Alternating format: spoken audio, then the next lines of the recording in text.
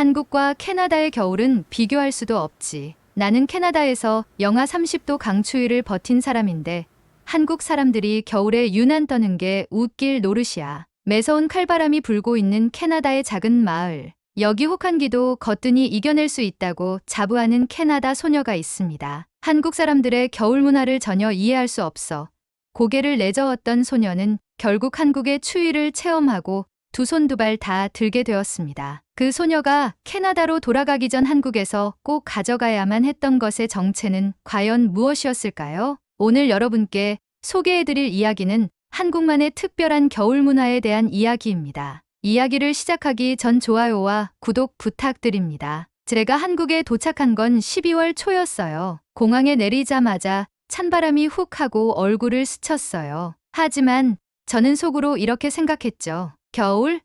난 캐나다 출신인데 이 정도는 아무것도 아니지. 캐나다의 겨울은 혹독해요. 영하 2030도까지 내려가는 건 기본이고 눈이 허리까지 쌓이는 날도 많아요. 가끔씩은 바람이 너무 강해서 눈을 뜨고 걷는 것조차 힘들 때도 있죠. 그래서 저는 한국 친구들이 겨울이 정말 춥다라고 말할 때마다 속으로 웃었어요. 너희가 진짜 추위를 알아? 하지만 한국에 여행 온 첫날부터 예상치 못한 일들이 벌어지기 시작했어요. 인천공항에서 나와 택시를 타고 서울 시내로 향하는데 창문 밖 풍경이 눈에 들어왔어요. 도시는 크리스마스를 앞두고 반짝이는 조명으로 가득했고 거리에는 두껍고 긴 패딩을 입은 사람들이 바쁘게 움직이고 있었어요. 저는 가벼운 다운재킷 하나만 걸친 채 차창을 바라보며 생각했어요.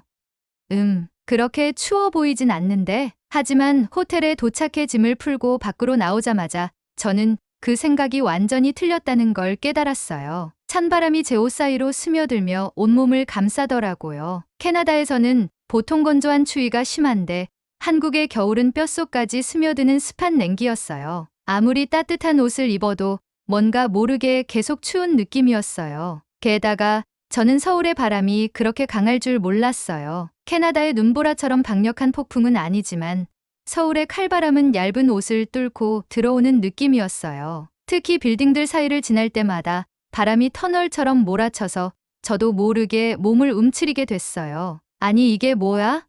이렇게까지 추울 줄은 몰랐는데 추운 날씨 때문에 저는 숙소로 들어가 따뜻한 커피를 마시며 몸을 녹이려 했어요. 그런데 이상하게도 실내가 예상만큼 따뜻하지 않더라고요. 캐나다에서는 겨울이면 실내 난방을 빵빵하게 틀어서 집 안에서는 반팔을 입어도 될 정도예요. 하지만 한국에서는 벽난로나 강한 난방기 대신 온돌이라는 바닥 난방을 사용하더라고요. 바닥이 따뜻한 건 신기했지만 저는 여전히 뭔가 허전했어요. 방 안전체가 훈훈한 게 아니라서 공기 자체는 약간 서늘한 느낌이 들었어요. 침대에 누웠는데 이불 밖은 여전히 싸늘하더라고요.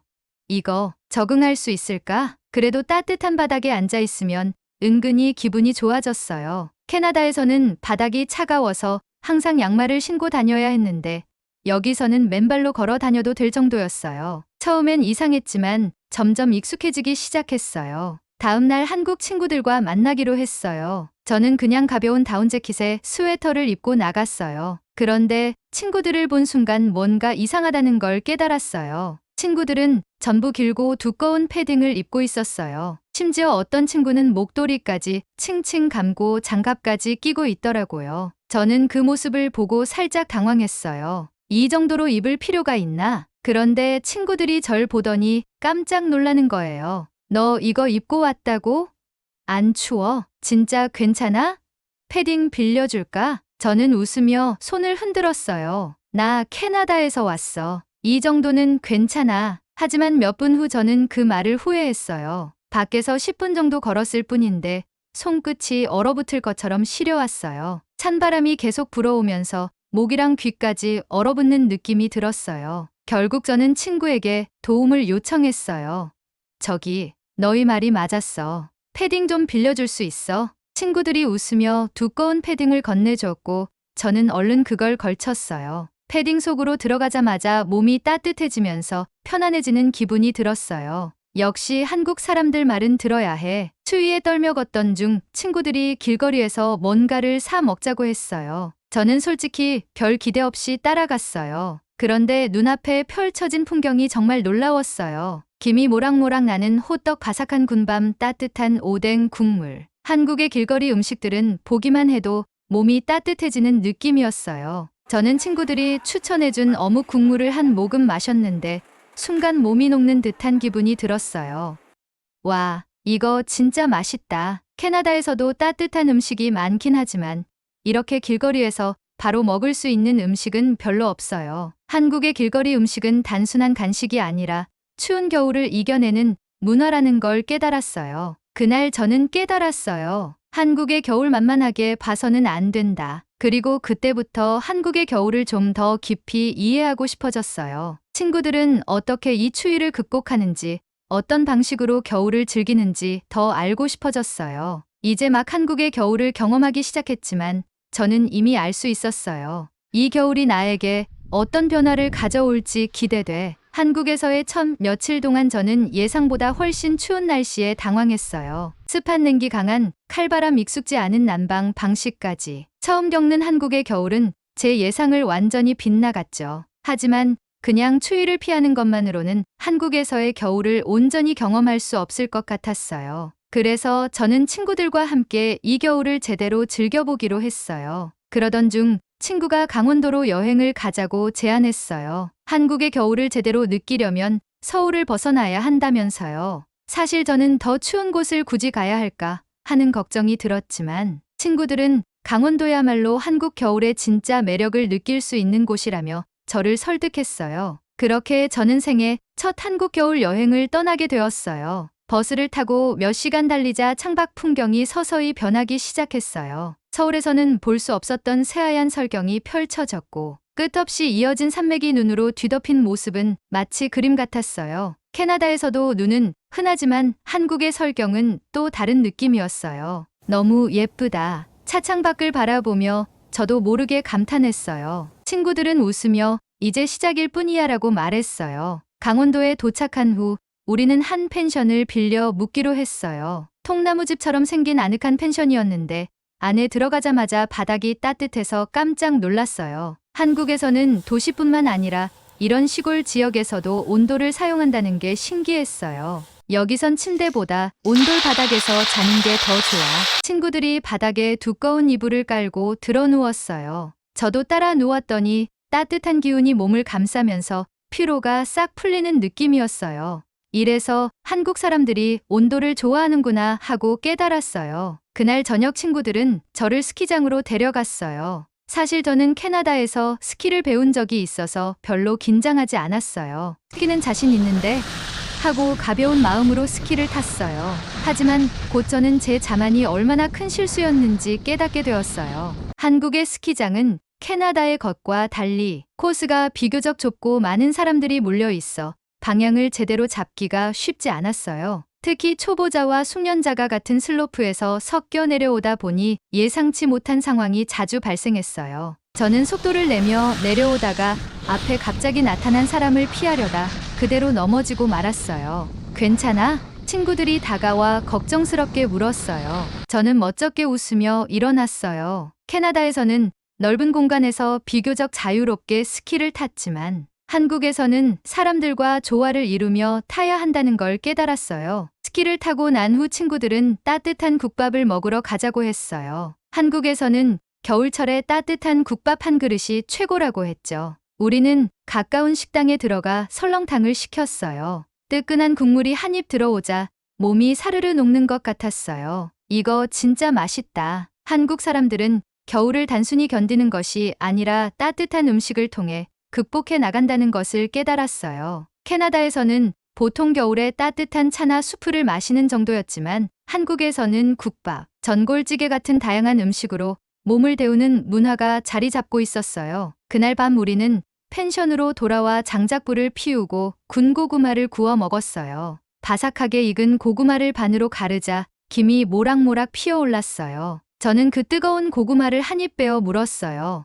달다. 캐나다에서는 감자나 옥수수를 주로 구워 먹었는데 이렇게 달콤한 고구마를 구워 먹는 건 처음이었어요. 한국의 겨울 음식들은 단순히 배를 채우는 것이 아니라 마음까지 따뜻하게 만들어주는 것 같았어요. 눈 덮인 강원도의 밤 따뜻한 불꽃을 바라보며 저는 생각했어요. 한국의 겨울은 캐나다보다 춥지 않을 수도 있지만 훨씬 따뜻한 겨울이구나. 처음엔 이 낯선 겨울이 두려웠지만 이제는 점점 한국의 겨울이 좋아지고 있었어요. 하지만 이 여행에서 저는 또 한 번의 뜻밖의 경험을 하게 되었어요. 그것은 단순히 한국의 겨울을 배우는 것을 넘어 제 마음속 깊이 남을 깨달음을 주었죠. 강원도 여행의 마지막 날 우리는 겨울산을 오르기로 했어요. 한국의 겨울을 제대로 느끼려면 설경속을 걸어봐야 한다고 친구들이 말했죠. 저는 처음엔 걱정됐어요. 눈이 쌓인 산길을 걷는 게 익숙하지 않기도 했고 전날 스키장에서 넘어졌던 기억이 떠올랐거든요. 하지만 친구들은 괜찮아, 우리가 다 챙겨줄게 라며 저를 안심시켰어요. 그렇게 아침 일찍 배낭을 메고 산행을 시작했어요. 공기는 차가웠지만 깊은 산속으로 들어가니 바람이 덜 불어서인지 오히려 포근한 느낌도 들었어요. 나무마다 새하얀 눈이 소복이 쌓여 있었고 걸음을 내디딜 때마다 눈이 사각사각 소리를 냈어요. 저는 그 풍경을 바라보며 감탄했어요. 와, 마치 동화 속 세상 같아. 캐나다에서도 눈 덮인 숲을 본 적은 많았지만 한국의 겨울산은 또 다른 느낌이었어요. 캐나다의 자연은 광활하고 거칠지만 한국의 산은 아기자기하면서도 따뜻한 분위기가 있었어요. 길을 따라 걷다 보니 등산을 온 어르신들이 우리를 반갑게 맞아주셨어요. 젊은 사람들이 이렇게 아침부터 산에 오르다니 보기 좋네. 그분들은 제가 외국인이라고 하니 더 반가워하며 직접 가져온 따뜻한 생강차를 나눠주셨어요. 저는 얼어있던 손을 호호 불어가며 잔을 들었어요. 생강 특유의 매콤한 향이 코를 찌르면서도 따뜻한 단맛이 입안을 감싸며 온몸으로 퍼졌어요. 이런 게 한국식 겨울 따뜻함인가? 잠시 휴식을 취한 뒤 우리는 다시 걸음을 옮겼어요. 그런데 친구 중 한 명이 갑자기 이제 비밀 장소로 가자라고 말했어요. 저는 무슨 뜻인지 몰라 물었지만 친구들은 그저 웃기만 했어요. 그렇게 30분쯤 더 걸어간 후 우리는 작은 오솔길로 접어들었어요. 나뭇가지 사이로 반짝이는 햇살이 눈 위에 내려앉으며 길을 밝혔어요. 그리고 그 길 끝에서 저는 숨이 멎을 것 같은 광경을 마주했어요. 눈 덮인 계곡 한가운데 얼음 폭포가 펼쳐져 있었어요. 높게 솟은 바위 사이로 얼음 기둥이 촘촘히 엉켜 있었고 햇빛을 받아 푸른빛을 내고 있었어요. 저는 그 장관을 바라보며 할 말을 잃었어요. 이런 곳이 있다니. 친구들은 웃으며 제 반응을 보고 만족스러워했어요. 이곳은 사람들이 잘 모르는 숨겨진 명소야. 겨울에만 볼 수 있는 특별한 풍경이지. 우리는 얼음 폭포 앞에 앉아 준비해온 간식을 꺼냈어요. 친구들은 가방에서 호빵을 꺼내더니 작은 보온병에서 따뜻한 차까지 따라 주었어요. 저는 얼어붙은 손을 호빵으로 녹이며 한 입 베어 물었어요. 달콤한 팥이 입안 가득 퍼지면서 몸이 따뜻해지는 기분이었어요. 그때 친구가 물었어요.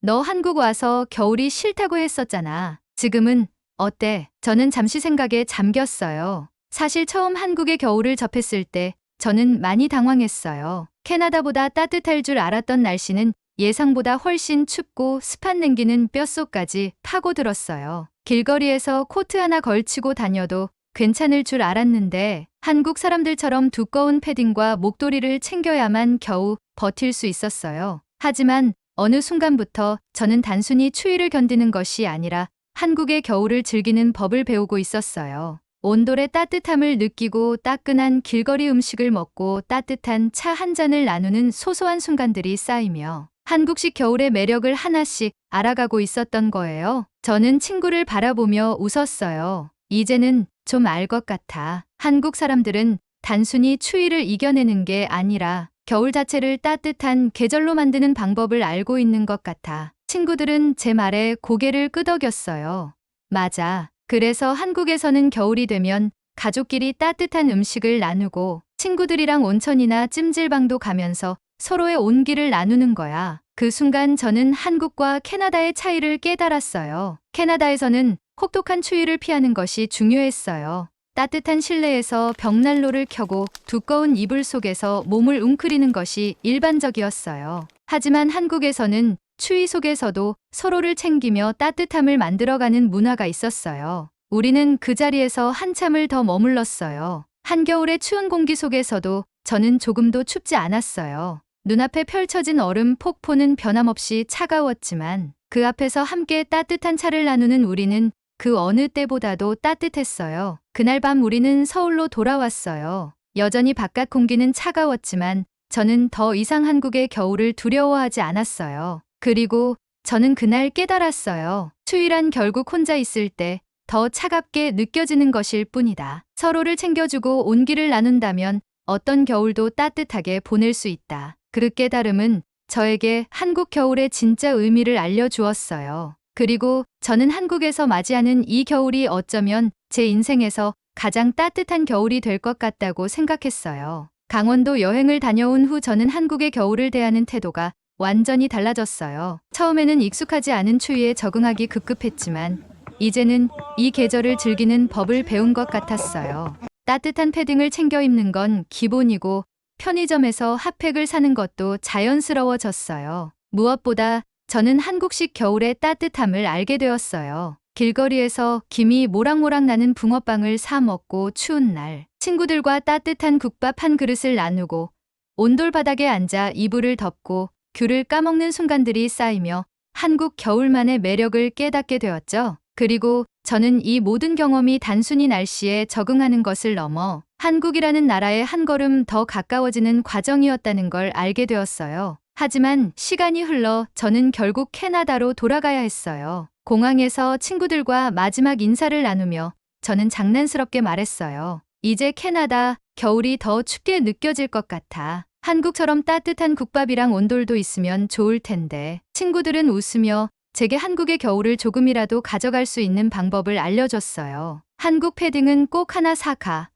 너 여기서 입던 거 없으면 캐나다에서 분명 후회할걸? 온수 매트도 인터넷으로 해외 배송 가능해. 그거 하나 있으면 한국 온돌 느낌 그대로야. 저는 그 말을 듣고 바로 공항 면세점에서 한국 브랜드 패딩을 하나 샀어요. 입어보니 몸을 폭 감싸주는 느낌이 너무 좋았어요. 한국에서 길거리에서 본 롱패딩을 입고 다니는 이유를 이제야 완전히 이해할 수 있었죠. 이제 캐나다에서도 덜 추울 거야. 그리고 캐나다에 돌아가자마자 한국 온라인 쇼핑몰을 찾아보며 온수매트와 핫팩을 주문했어요. 한국에서는 흔한 물건이었지만 캐나다에서는 쉽게 구할 수 없는 것들이었죠. 며칠 후 주문한 물건들이 도착했어요. 저는 온수매트를 침대 위에 깔고 패딩을 입어보면서 혼자 피식 웃었어요. 이제 한국의 따뜻함을 여기서도 느낄 수 있겠지. 하지만 한국에서 배운 따뜻함은 단순히 물건만으로 완성되는 것이 아니었어요. 저는 한국에서 보낸 겨울 동안 사람들과 함께 따뜻한 음식을 나누고 온기를 공유하며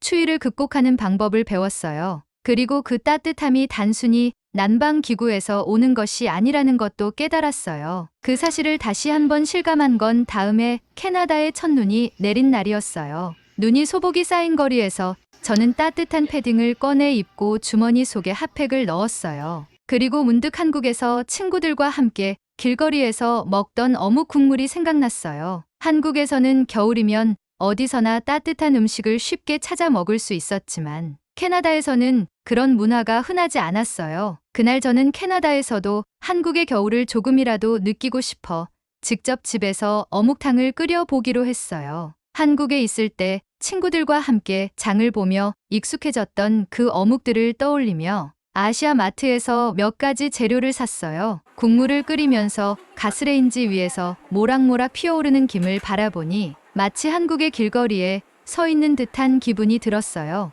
어묵 한 꼬치를 집어들어 국물에 적신 후 한 입 빼어 물었어요. 완벽하진 않지만 그래도 꽤 비슷한데? 뜨끈한 국물이 몸을 타고 내려가면서 마음까지 따뜻해지는 기분이 들었어요. 저는 그 자리에서 한국 친구들에게 메시지를 보냈어요. 나 지금 어묵탕 끓이고 있어. 완벽하진 않지만 한국에서 먹었던 그 맛이 생각나. 잠시 후 친구들에게서 답장이 왔어요. 우와, 사진 보내봐. 대박, 이제 너 한국식 겨울도 제대로 즐길 줄 아는구나. 저는 사진을 찍어 보내며 웃었어요. 친구들은 저를 위해 한국 겨울을 가득 채운 경험을 선물해 주었고 저는 그 따뜻한 추억들을 캐나다로 가져올 수 있었어요. 겨울이 오면 캐나다에서는 두꺼운 이불 속에서 웅크리고 있었지만 한국에서는 함께 따뜻한 국밥을 나누고 군고구마를 구워 먹으며 서로의 온기를 나눴어요. 저는 이제 겨울이 단순히 견뎌야 하는 계절이 아니라 즐길 수 있는 계절이라는 걸 깨달았어요. 그리고 저는 결심했어요. 내년 겨울도 꼭 한국에서 보내야겠다. 이제 한국의 겨울은 단순히 추운 계절이 아니라 저에게는 따뜻한 추억이 가득한 계절이 되었어요. 캐나다에서도 한국의 따뜻함을 기억하며 보낼 수 있겠지만 저는 다시 한번 한국에서 그 온기를 직접 느껴보고 싶었어요. 아마도 저는 평생 겨울이 올 때마다 한국의 길거리에서 붕어빵을 먹던 기억, 찜질방에서 친구들과 따뜻한 바닥에 누워 식혜를 마시던 순간들을 떠올릴 것 같아요. 그리고 그 기억 덕분에 겨울이 더 이상 차갑게만 느껴지지 않을 것 같았어요. 한국의 겨울은 제게 단순한 계절이 아니라 따뜻함을 배우고 느낀 소중한 시간으로 남았어요. 여러분 오늘 이야기 어떠셨나요? 우리나라의 문화가 이렇게 해외에서도 인정받고 있다니 자부심이 느껴지지 않으신가요? 실제로 요즘 해외에서는 우리나라의 온돌이 큰 인기를 얻고 있다고 합니다. 여러분들께서는 혹시 어떤 한국 제품들이 해외에서 사랑받고 있는지 알고 계신가요? 댓글로 여러분들이 알고 계신 해외에서 인정받는 우리나라의 좋은 제품들을 이야기해 주세요. 그리고 오늘 이야기가 마음에 드셨다면 좋아요와 구독 부탁드립니다. 여러분의 응원은 콘텐츠 제작에 큰 힘이 됩니다. 다음에도 흥미롭고 감동적인 이야기를 선사해 드리겠습니다. 시청해 주셔서 감사합니다.